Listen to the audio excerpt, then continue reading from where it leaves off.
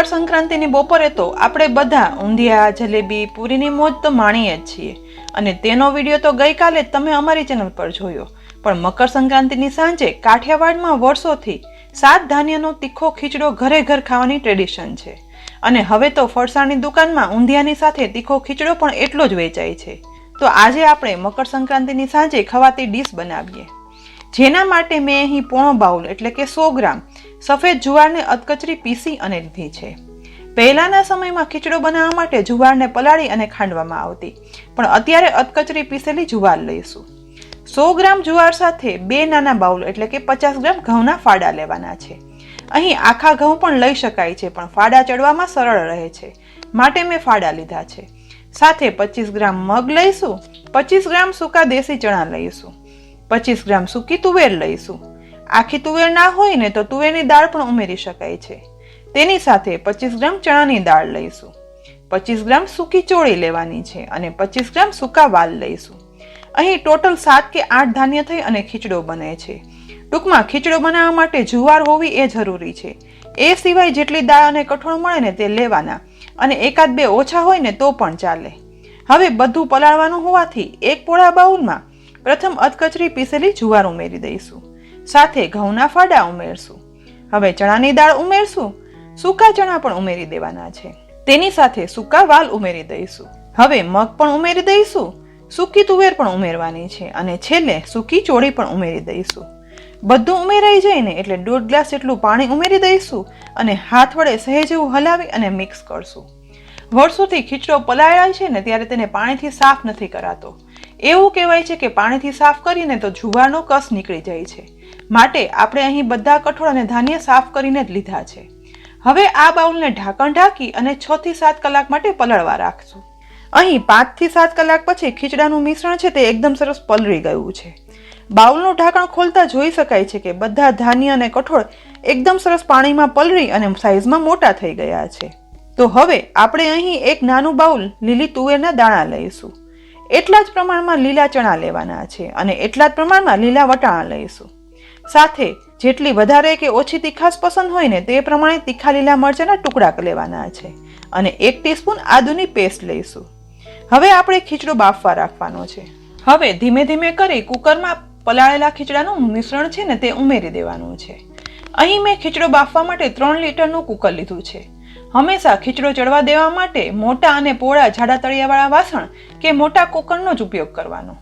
પલાળેલું બધું મિશ્રણ છે ને તે કુકરમાં ઉમેરાઈ ગયું છે, એટલે હવે તેમાં પ્રથમ લીલી તુવેરના દાણા ઉમેરશું, સાથે લીલા ચણા ઉમેરશું, તેની સાથે લીલા વટાણા પણ ઉમેરી દેવાના છે અને સમારેલા લીલા મરચાં પણ ઉમેરી દઈશું.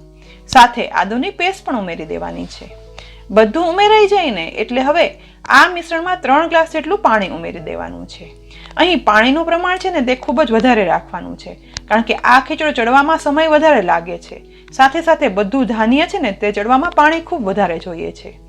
પાણી ઉમેરાઈ જાય ને એટલે તેમાં 2 ટીસ્પૂન મીઠું ઉમેરી દઈશું, સાથે અડધી ટીસ્પૂન હળદર પાવડર પણ ઉમેરી દેવાનો છે. ત્યાર પછી મીઠા અને હળદરને ચમચા વડે આ મિશ્રણમાં સહેજ હલાવી અને મિક્સ કરશું અને હવે કુકરનું ઢાંકણ ઢાંકી દઈશું. કુકરનું ઢાંકણ ઢકાઈ જાય ને એટલે ગેસની ફ્લેમ સાવ લો જ રાખી કુકરમાં ખીચડો ચડવા દેવા માટે રાખી દઈશું. અહીં યાદ રાખી ગેસની ફ્લેમ લો જ રાખવાની. આ ખીચડાને લગભગ 2 કલાક જેવા સમય સુધી કુકરમાં ચડવા દેવો પડશે. ગેસની ફ્લેમ લો છે માટે અડધીથી પોણી કલાક પછી ઓટોમેટિક તેમાં સીટી આવવા લાગશે, તો 6 થી 8 સીટી કરી લેવાની છે. હવે ધીમા ગેસે ખીચડો બફાય છે ને એ દરમિયાન ખીચડા સાથે ખવાતી કઢી પણ બનાવી લઈએ. કઢી બનાવવા માટે એક ઊંડા વાસણમાં 1 ગ્લાસ ખાટી છાશ ઉમેરી દઈશું. તેમાં 3 ટીસ્પૂન જેટલો બેસન ઉમેરી દેવાનો છે. બંનેને બ્લેન્ડ પણ કરી લઈશું, જેથી છાશમાં બેસન સરસ મિક્સ થઈ જાય અને બેસનના લમ્સ ના રહે.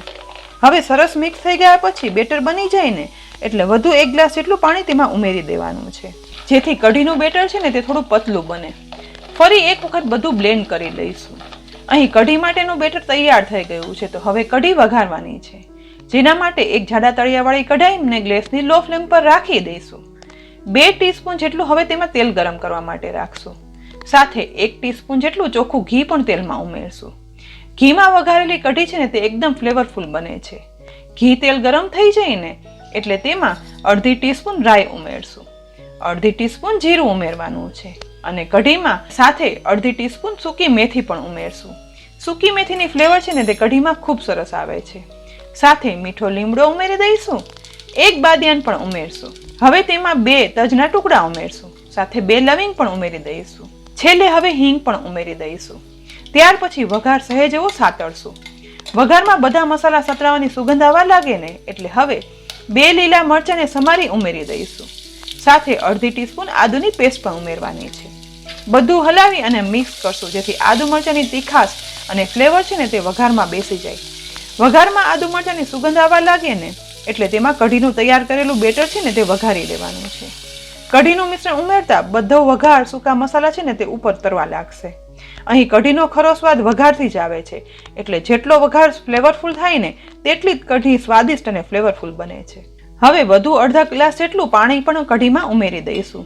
ત્યાર પછી 1/8 ટીસ્પૂન હળદર પાવડર ઉમેરશું અને અડધી ટીસ્પૂન મીઠું ઉમેરી દેવાનું છે. સાથે જ ગળાશ માટે 1 ચમચી જેટલો ગોળ પણ ઉમેરી દેવાનો છે. ગોળ ઉમેરાઈ જાય ને એટલે બધું હલાવી અને મિક્સ કરવાનું છે જેથી મસાલા ગોળ બધું કઢીમાં ભળી જાય. હવે ગેસની ફ્લેમ છે ને તે લો જ રાખી કઢીને ઉકળવા દેવાની છે. ઉકળતી કઢીને વચ્ચે વચ્ચે ચમચા વડે હલાવતા જઈશું જેથી તે ઉભરાય નહીં. કઢી ઉકળે છે અને ખીચડો ચડે છે ને એ દરમિયાન આપણે ઝટપટ એક સલાડ પણ બનાવી લેવાનો છે. અત્યારે મારા ફ્રીજમાં લીલી ડુંગળી અને ટમેટા બંને હતા તો હવે પ્રથમ તેમાંથી 2 ડુંગળી અને ટમેટા લઈ લઈશું. લીલી ડુંગળીની છાલ કાઢી તેને રાઉન્ડ મોટા ટુકડામાં કટ કરી લેવાની છે. ગરમા ગરમ કઢી અને ખીચડા સાથે ઘરમાં જે પણ સલાડ માટેના વેજીટેબલ્સ હોય ને તેમાંથી સલાડ તુરંત બનાવી લો ને તો ખીચડા અને કઢી સાથે ખાવાની મજા આવે છે. ડુંગળી સમારાઈ જાય ને એટલે ટમેટાને પણ મોટા ટુકડામાં કટ કરી લેવાના છે. ડુંગળી ટમેટામાં ટુકડા થઈ ગયા છે તો સલાડમાં ફટાફટ મસાલો પણ કરી લઈએ. જેના માટે સમારેલ ડુંગળી ટમેટામાં અડધી ટીસ્પૂન લાલ મરચું પાવડર ઉમેરશું. અડધી ટીસ્પૂન ધાણા જીરું પાવડર ઉમેરવાનું છે. તેની સાથે 1/4 ટીસ્પૂન મીઠું પણ ઉમેરી દઈશું. બસ આટલા જ મસાલા ઉમેરી બધું હવે ચમચી વડે મિક્સ કરશું. વ્યવસ્થિત બધું મિક્સ થઈ જાય ને એટલે સમારેલી કોથમીર પણ ઉમેરી દઈશું અને ફરી એક વખત બધું મિક્સ કરવાનું છે. ઇન્સ્ટન્ટ સલાડ બની અને તૈયાર થઈ ગયો છે. તો ગરમા ગરમ કઢી ખીચડી સાથે પાપડ તો જોઈએ જ. તો ચોખાના પાપડને શેકી લઈશું. અહીં જો તમારે અડદની દાળનો પાપડ કે મગનો પાપડ ટૂંકમાં જે પણ પાપડ પસંદ હોય ને તે શેકીને કે તળીને લઈ શકાય છે. પાપડ શેકાઈ જાય ને એટલે હવે તેના મોટા ટુકડા પણ કરી લેવાના છે. પાપડના ટુકડા થઈ જાય ને એટલે બીજી સાઈડ 10 મિનિટ પછી કઢી ઉકળવાની સુગંધ પણ આવી રહી છે. કઢીને મિક્સ કરતા તે સરસ ઉકળી ગઈ છે. તો હવે ઉકળતી કઢીમાં થોડી સમારેલી કોથમીર પણ ઉમેરી દઈશું અને કઢીમાં મિક્સ કરી દઈશું. કઢી તૈયાર છે તો ગેસ બંધ કરી દઈશું. બધું તૈયાર છે અને ખીચડો બફવાની સુગંધ પણ આવી રહી છે. પણ હજી આ ખીચડો ચડી રહ્યો છે. અહીં ખીચડો ચડવાને 2 કલાક જેવો સમય થઈ ગયો છે તો ગેસની લો ફ્લેમ પર ખીચડો ચડ્યા પછી ગેસ બંધ કરી અને કુકર ઠંડુ થયા પછી હવે કુકરનું ઢાંકણ ખોલશું.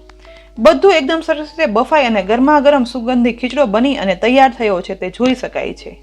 ચમચા વડે ખીચડાને મિક્સ પણ કરી લઈશું. દાણે દાણો ચડેલા ખીચડામાં બધા કઠોળ અને ધાન્ય બરાબર બફાયા છે કે નહીં તે પણ ચેક કરવાના છે. પણ ખીચડો તો હાથમાં ચીપકી જાય ને તેવો બહુ જ ગરમ છે માટે ખીચડાને હાથથી ના ચેક કરતા ચપ્પુ વડે પ્રેસ કરશું. અહીં વાલ ચણા જુવાર બધું એકદમ વ્યવસ્થિત પ્રેસ થઈ જાય તેવું ચડી ગયું છે. તો સુગંધીદાર સ્વાદિષ્ટ ખીચડો તૈયાર છે. હવે થોડી એવી સમારેલી કોથમીર વડે ખીચડાને ગાર્નિશ કરી લઈશું.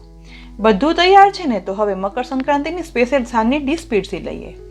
ગરમા ગરમ એકદમ સુગંધીદાર 7 ધાન્યનો ખીચડો પીરસી લઈએ. તેની સાથે ગરમા ગરમ કઢી પણ પીરસીએ. સાથે શેકેલો ચોખાના પાપડ પણ પીરસી લઈશું. હવે ડુંગળી ટમેટાના સલાડને પણ પીરસી લઈએ અને સાથે સાથે લસણની સૂકી લાલ ચટણી પીરસી લઈએ. આવી સંપૂર્ણ થાળી સાંજે જમવામાં મળી જાય ને તો પછી જોઈએ શું. તો ફ્રેન્ડ્સ, કાઠિયાવાડમાં વર્ષોથી ખાસ મકર સંક્રાંતિની સાંજે ખવાતો આ 7 ધાન્યનો ખીચડો અને તેની સાથે પીરસાતી બીજી વાનગી ખૂબ જ હેલ્ધી હોય છે. તો હજી સુધી જો તમે ખીચડો ન ચાખ્યો હોય ને તો આ મકર સંક્રાંતિ પર જરૂરથી બનાવજો અને પછી કોમેન્ટ બોક્સમાં લખી અને કહેજો કે આ ડીશની બધી વાનગી તમને કેવી લાગી. રેસીપી ગમી હોય ને તો લાઈક કરી અને શેર કરજો અને સાથે અમારી ચેનલને સબસ્ક્રાઇબ પણ કરી લેજો અને બાજુમાં આપેલ બેલ આઇકન પ્રેસ કરજો જેથી અમારી ચેનલ પર મુકાતી આવી દરેક ઉપયોગી રેસીપીના વિડીયોનું નોટિફિકેશન તમને તુરંત મળી રહે. ફરી મળશું આવી ઉપયોગી રેસીપી સાથે. ત્યાં સુધી આવજો.